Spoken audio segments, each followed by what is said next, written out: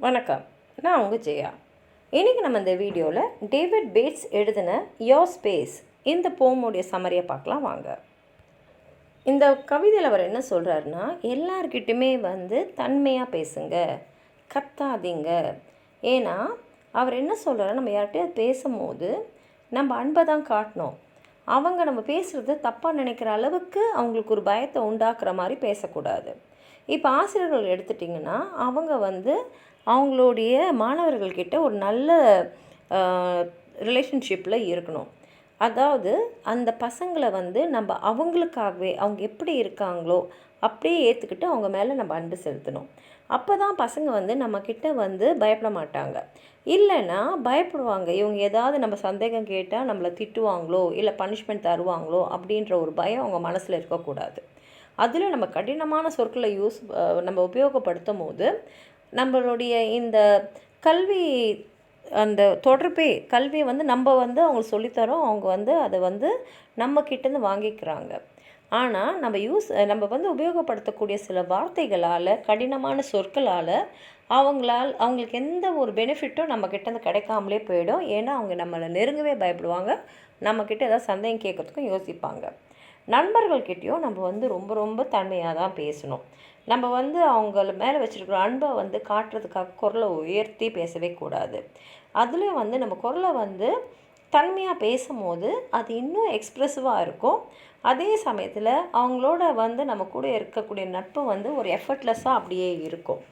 நம்மளோட நட்பும் நீண்ட காலம் நிலச்சின்னு இருக்கும். நம்ம குரல்லையும் ஒரு அன்பு கண்டிப்பாக நம்மளுக்கு வெளிப்படுத்த முடியும். அதே சமயத்தில் சின்ன குழந்தைங்க கையில் பேசும்போது நம்ம ரொம்ப தன்மையாக பேசணும், ரொம்ப அன்பாக பேசணும்.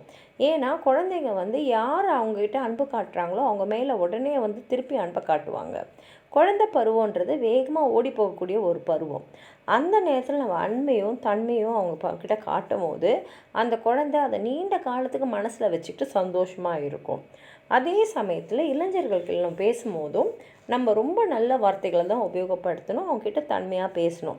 ஏன்னா அந்த வயசில் அவங்களுக்கு ஏற்கனவே நிறைய ப்ராப்ளம்ஸ் இருக்குது.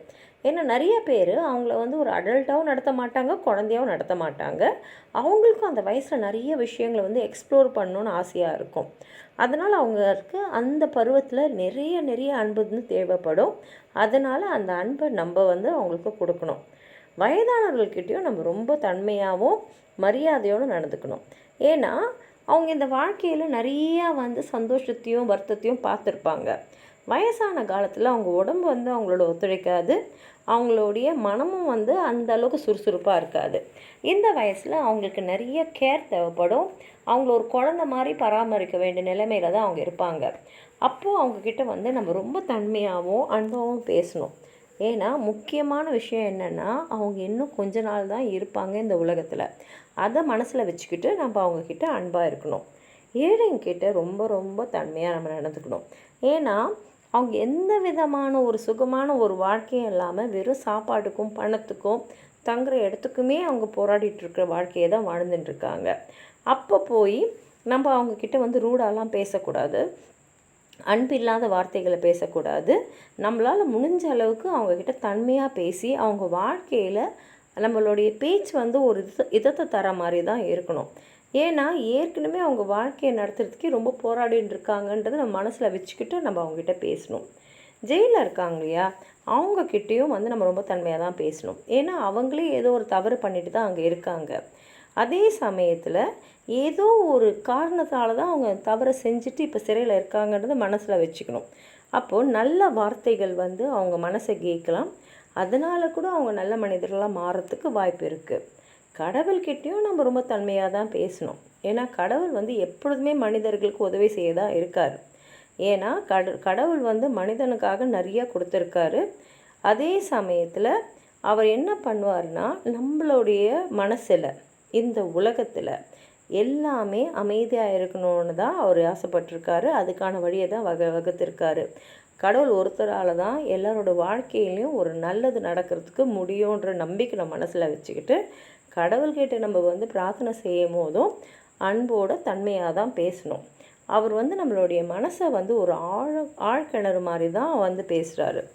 அதனால் நம்ம பேசும்போதும் நம்ம தன்மையாக தான் பேசிக்கணும். ஏன்னா அப்போ தான் நம்மக்கிட்டேயே அன்பை காட்டும் போது தான் நம்ம மனசில் ரொம்ப சந்தோஷம் வரும். அந்த மனசில் சந்தோஷம் எல்லா விதத்துலேயும் நம்மக்கிட்டேருந்து பிரதிபலிக்கும்னு சொல்லி இந்த கவிதையை முடிச்சிருக்காரு. வாங்க அவர் என்ன சொல்லியிருக்காருன்னு பார்க்கலாம். Speak gently. It is better far to rule by love than fear. Speak gently. Let not harsh words mar the good we might do there. Speak gently. Love doth whisper low the vows that true love hearts bind. And gently friendship's accents flow, affection's voice is kind. Speak gently to the little child, its love be sure to gain. Teach it in accents soft and mild, it may not long remain. Speak gently to the young, for they will have enough to bear. Pass through this life as best they may, it is full of anxious care. Speak gently to the aged one, grieve not the careworn heart. The sands of life are nearly run, let such in peace depart.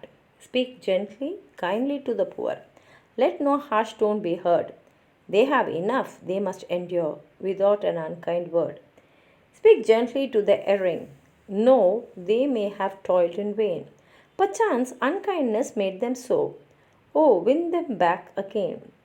Speak gently, he who gave his life to bend man's stubborn will. When elements were in fierce strife, said to them, peace be still. Speak gently, it is a little thing dropped in the heart's deep well. The good, the joy which it may bring, eternity shall tell. இப்படி தான் அவர் இந்த கவிதை சொல்லி முடிச்சிருக்காரு. உங்களுக்கு ஏதாவது சொல்லணும்னு நினச்சிங்கன்னா கீழே இருக்கிற கமெண்ட் பாக்ஸில் எழுதுங்க. இந்த வீடியோ லைக் பண்ணுங்கள், உங்கள் ஃப்ரெண்ட்ஸோடு ஷேர் பண்ணுங்கள். சப்ஸ்கிரைப் பண்ணாதவங்களாம் ப்ளீஸ் சப்ஸ்கிரைப் பண்ணி சப்போர்ட் பண்ணுங்கள். நன்றி.